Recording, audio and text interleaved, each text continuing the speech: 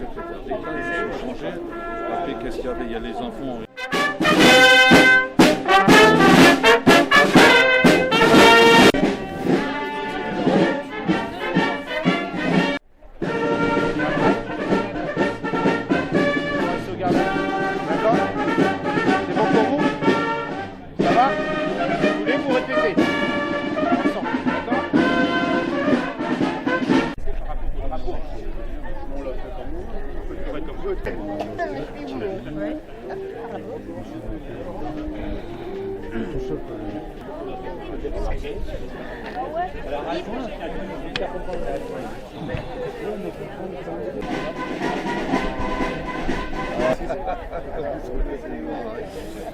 Donc voilà, donc ça va.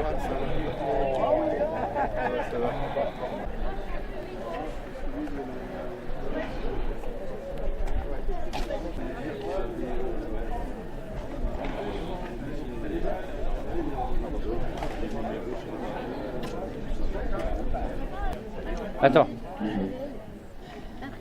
C'est mieux comme ça? Voilà. Vas-y, essaye. Vas-y, lis. Lettre à son épouse du caporal Henri Floch. Ça, les gens se mettent derrière parce que sinon ils vont voir leurs enfants. Gauche. Allez, 5 pas en avant, histoire de vous aligner entre le poteau électrique et monument mort. Voilà. Toi tu bouges pas. En fait. Voilà, aligne-toi avec le brigadier chef. Le 5e anniversaire de l'armistice de 1918 va bientôt commencer. Journée nationale de commémoration de la victoire et de la paix. Hommage à tous les morts pour la France. Celle-ci sera présidée par Mme Aurélie Gros, maire du Coudray-Monceau. Elle sera accompagnée du chef d'escadron Jean-Baptiste de Beaufort du CEFIM, du lieutenant Church, commandant la brigade de gendarmerie de Mency, du capitaine Mahut, commandant le centre de secours de Corbeil-Essonnes.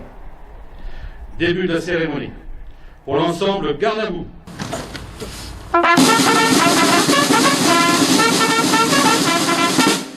Porte-drapeau, drapeau baudrier.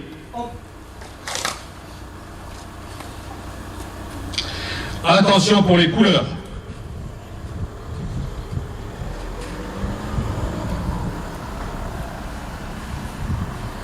Prêt? Envoyez.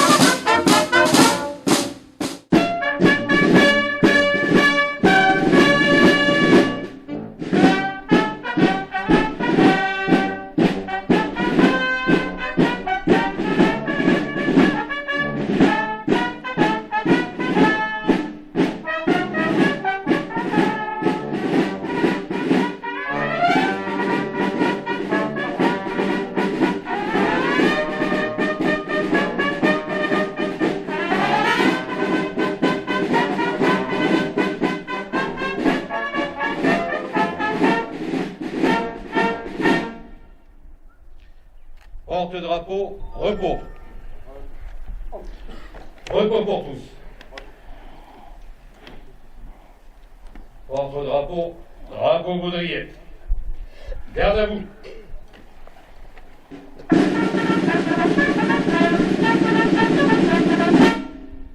Ouvrez le banc.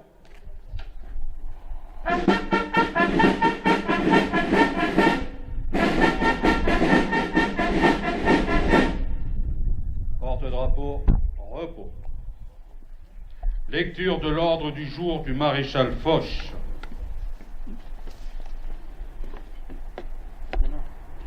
Officiers, sous-officiers et soldats des armées alliées, après avoir résolument arrêté l'ennemi, vous l'avez pendant des mois, avec une foi et une énergie inlassables, attaqué sans répit. Vous avez gagné la plus grande bataille de l'histoire et sauvé la cause la plus sacrée, la liberté du monde. Soyez fiers. D'une gloire immortelle, vous avez paré vos drapeaux. La postérité vous garde sa reconnaissance. Le maréchal de France, commandant en chef des armées alliées, Ferdinand Foch. Lecture de la lettre du président de la République Raymond Poincaré au président du Conseil Georges Clemenceau.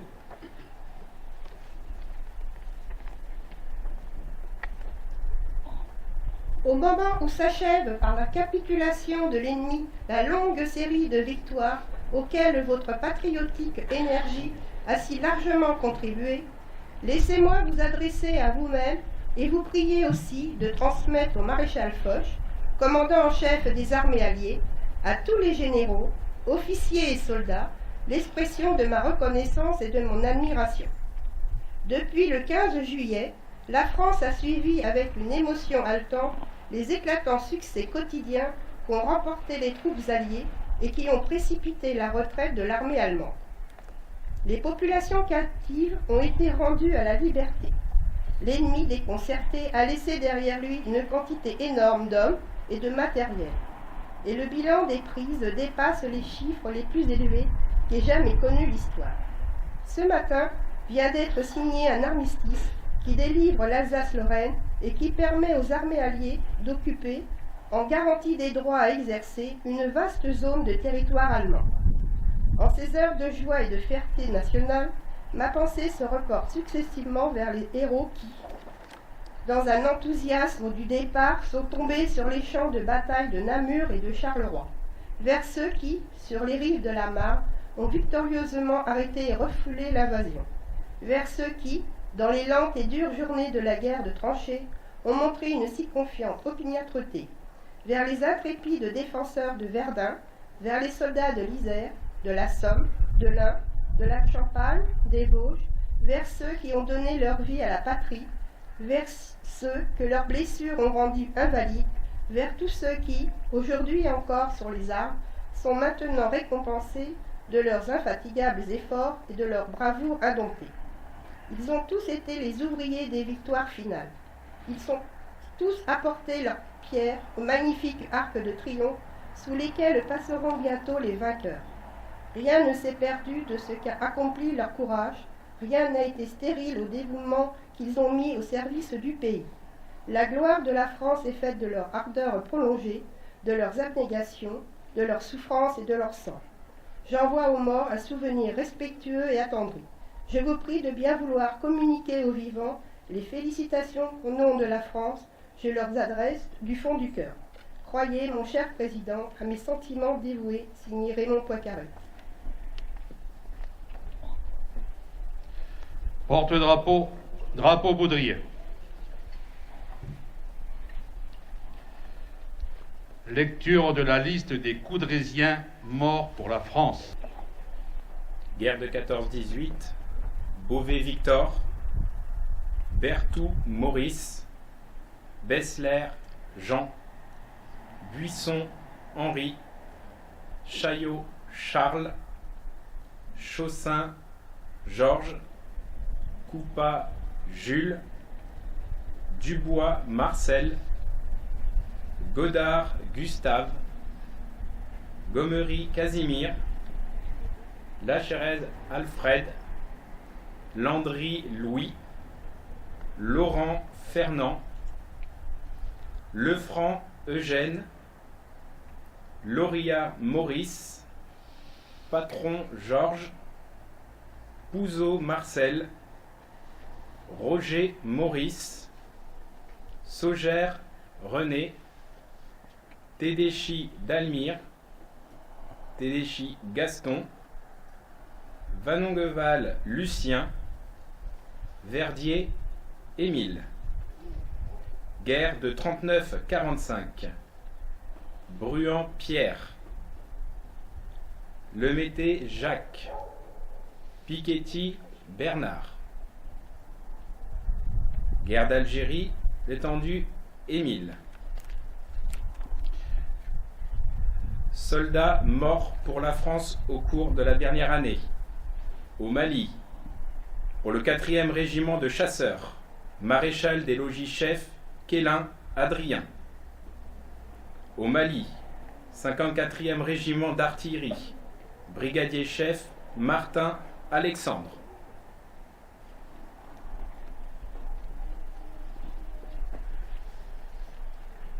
Porte-drapeau, repos. Lecture par les enfants du conseil municipal des jeunes de la ville d'extraits de lettres ou de carnets de guerre de militaires ayant participé au combat. Lecture de la lettre du caporal Floch à son épouse par Malia et Hillel. Ma bien chère Lucie, quand cette lettre te parviendra, je serai mort fusillé. Voici pourquoi. Le 27 novembre 1916, vers 5 heures du soir, après un violent bombardement de 2 heures, dans une tranchée de première ligne, et alors que nous finissons la soupe, des Allemands se sont amenés dans la tranchée et m'ont fait prisonnier avec 2 de mes camarades. J'ai profité d'un moment de bousculade et d'inattention pour m'échapper des mains des Allemands. Et j'ai regagné nos lignes. J'ai été accusé d'abandon de poste en présence de l'ennemi. Nous sommes passés 24 hier soir au conseil de guerre. Si on était condamné à mort, dont moi, je ne suis pas plus coupable que les autres, mais il faut un exemple. Mon portefeuille te parviendra avec ce qu'il y a dedans. Je te fais mes derniers adieux. À la hâte, les larmes aux yeux, l'âme en peine, je te demande pardon pour toute la peine que je vais te causer et l'embarras dans lequel je vais te mettre. Ma petite Lucie, encore une fois, pardon, je vais me confesser à l'instant et espère te voir dans un monde meilleur. Je meurs innocent du crime d'abandon de poste qui m'est prisonnier avec mes camarades. J'aurai la vie sauve, c'est la fatalité. Ma dernière pensée à toi jusqu'au bout. Signé Henri Floch. Lecture de l'extrait du carnet de l'artilleur de Louche par Léna et Souleymane.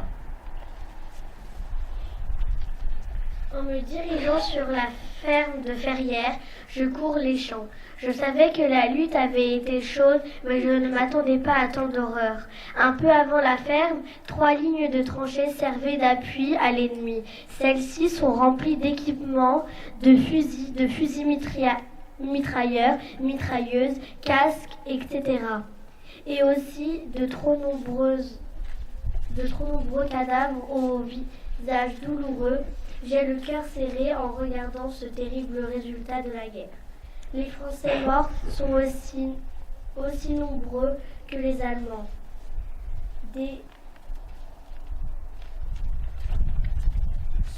Suite de l'extrait de l'artilleur de Louche. Les Français morts sont aussi nombreux que les Allemands. Des tirailleurs sont étendus sur le terrain, tout équipés. Dans les tranchées, certains morts sont debout, appuyés au parapet. D'autres, couverts de sang, le corps et le crâne ouverts, gisent près des arbris ou sur le bord de la route. Ces malheureux sont jeunes pour la plupart. Ils vont rester ainsi plusieurs jours sans sépulture, et je songe que chacun a dans son pays respectif une famille qui pense à lui et qui attend son retour.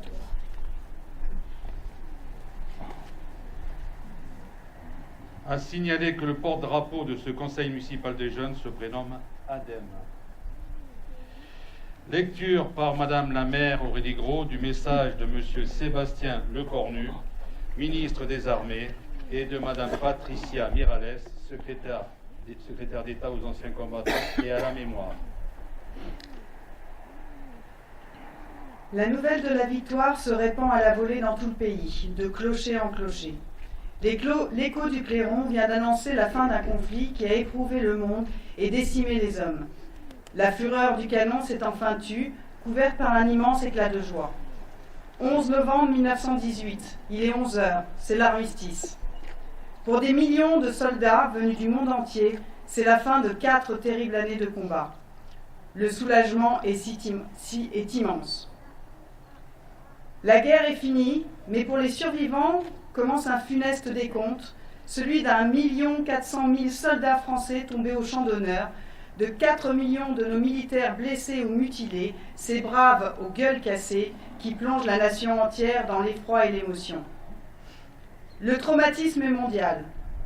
En tout, ce sont près de 10 millions de soldats qui ont été tués, 3 millions de veuves et 6 millions d'orphelins. Les morts sont presque aussi nombreux parmi les civils. Ceux qui sont revenus des combats racontent la puanteur des tranchées et le fracas des obus. Ils expliquent la peur avant les charges, le courage qu'il faut pour sortir des abris et donner l'assaut aux lignes ennemies sous la mitraille. Ils disent l'horreur du spectacle de leurs frères d'armes qui tombent à leur côté. Souvenons-nous de leur bravoure et de leur sacrifice. Commémorons ces soldats dont les noms doivent rester gravés dans nos mémoires comme ils le sont sur nos monuments aux morts, dans les villes et les villages de France, dans l'Hexagone comme dans les Outre-mer. Souvenons-nous des soldats venus d'Afrique, du Pacifique, des Amériques et d'Asie, de ces soldats alliés venus verser leur sang pour la France et défendre avec nous la liberté sur une terre qu'ils ne connaissaient pourtant pas. Le sacrifice de nos poilus nous oblige, il nous rappelle que la paix a un prix et que nous nous devons d'être désormais unis avec ceux qui étaient hier nos adversaires, car ce n'est qu'avec le passé qu'on fait l'avenir, écrivait Anatole France. Ce souvenir, ce sont les jeunes générations qui doivent désormais s'en emparer pour venir raviver la flamme de la mémoire de ceux qui sont morts pour la France, pour notre liberté. C'est la reconnaissance que la nation doit à ses combattants, à ceux qui sont tombés et à ceux qui ont survécu. Aux combattants d'hier et à ceux d'aujourd'hui, comme à leurs familles et ayants droit, la nation doit continuer d'assurer réparation, reconnaissance et droits, comme l'a voulu le président de la République. Cette année encore, un soldat est tombé sous les balles d'un groupe armé terroriste au Mali, le brigadier-chef Alexandre Martin. Honorons son sacrifice et celui de tous les soldats qui ont versé leur sang pour la France. Le monde était convaincu en 1918 que la Première Guerre mondiale devait être la der des der, la dernière des dernières. Nous savons ce qu'il advint de cet espoir et aujourd'hui, en ce 11 novembre 2022, alors que la guerre est de retour sur notre continent, n'oublions pas le combat des poilus pour la paix et le sacrifice de nos soldats morts pour la France. Vive la République et vive la France. Fermez le banc.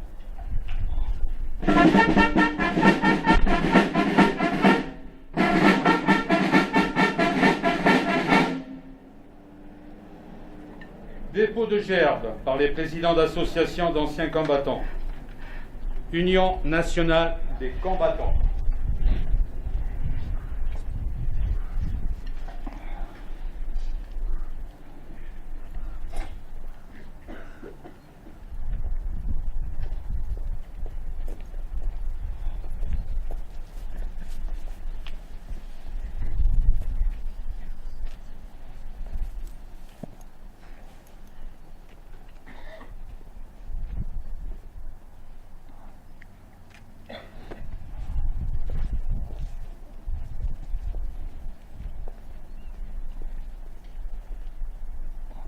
Anciens combattants, prisonniers de guerre, Algérie, Maroc, Tunisie.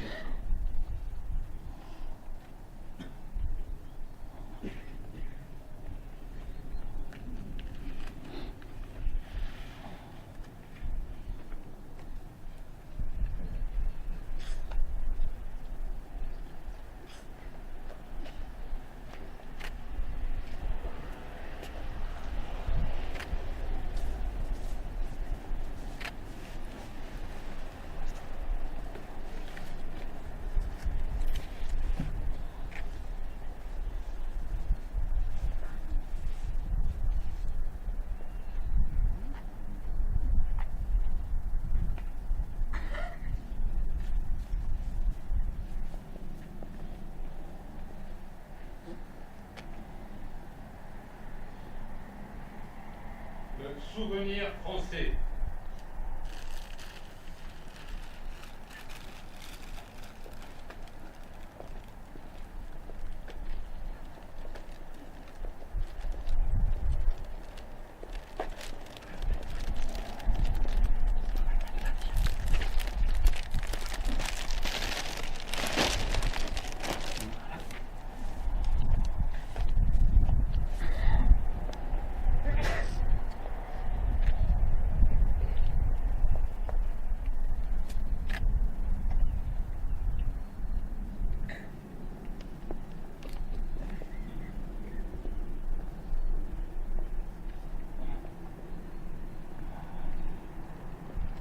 dépôt de gerbe du conseil municipal des jeunes de la commune par Camille et Théo.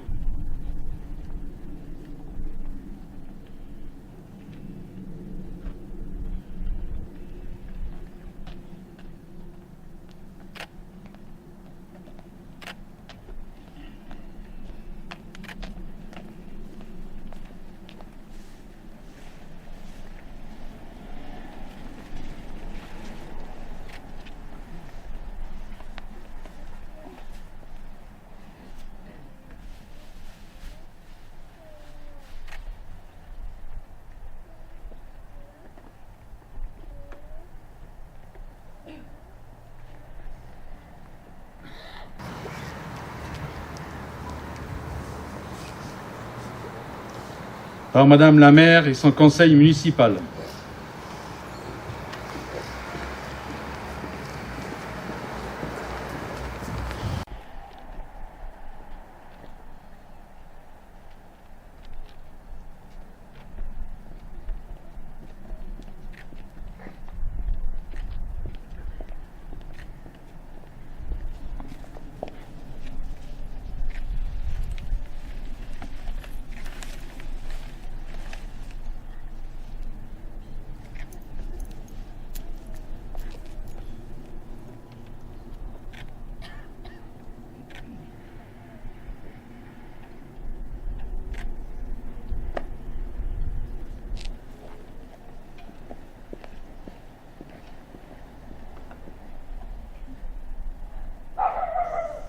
Garde à vous.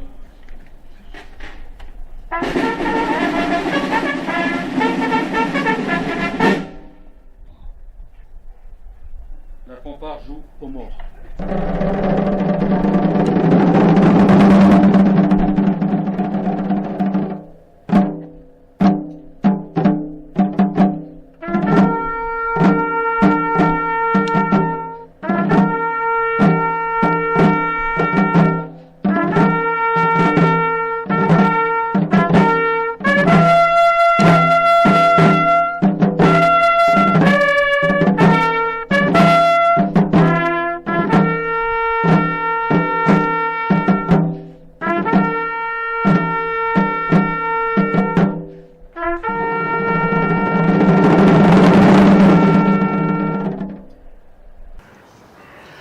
Nous allons maintenant respecter 1 minute de silence.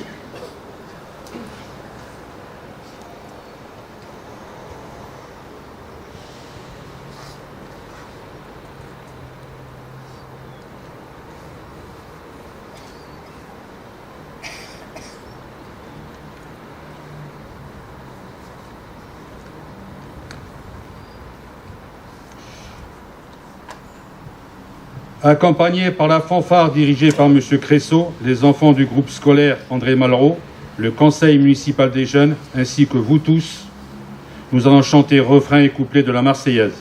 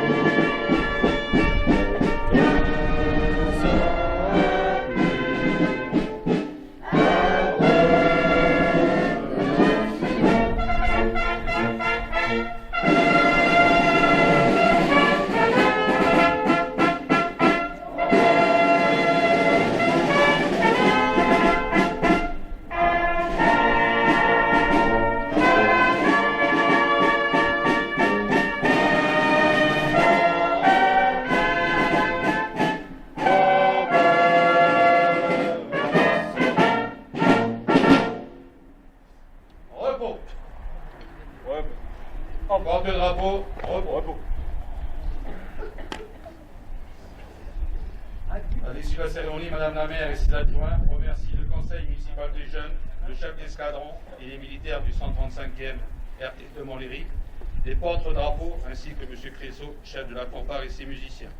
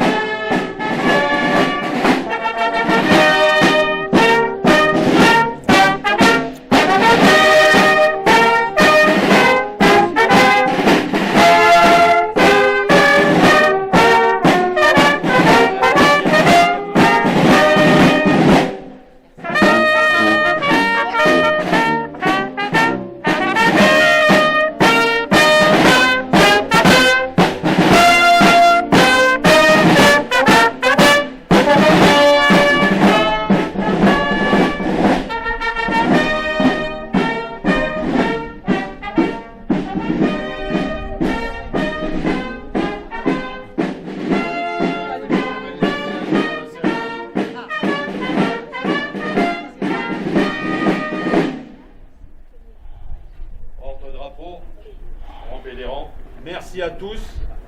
Fin de la cérémonie. Les participants à cette cérémonie sont invités à se rendre dans la salle des mariages afin de prendre le verre de l'amitié. Merci à vous tous. Merci à vous tous.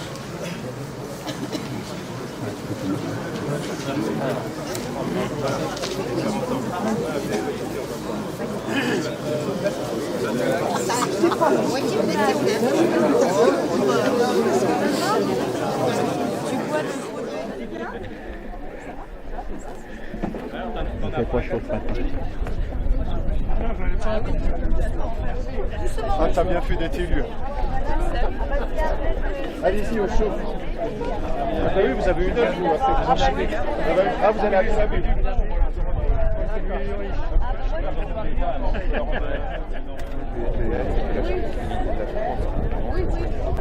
J'ai retrouvé votre article sur Alfred Jarry. J'ai retrouvé la photo également. Ouais, et en fait, vous allez aller voir les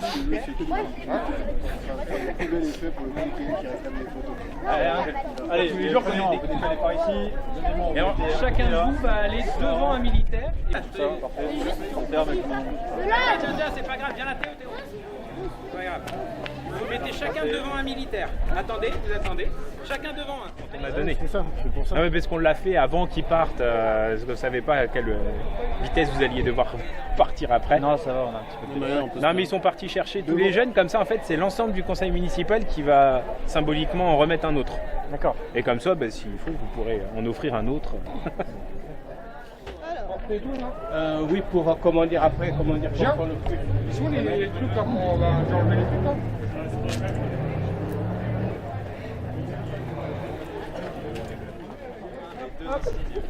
Voilà.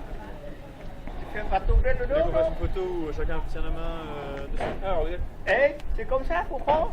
Mettez-vous un peu vous mettez un peu de côté les enfants et comme ça. Hop.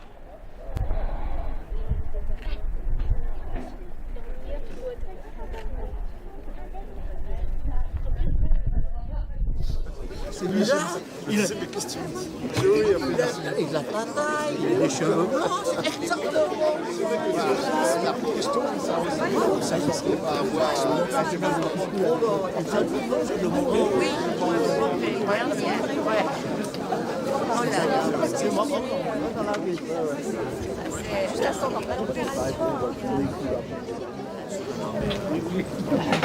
Ouais, mais il n'y a pas de souci, allez-y. Moi, je ne sais pas.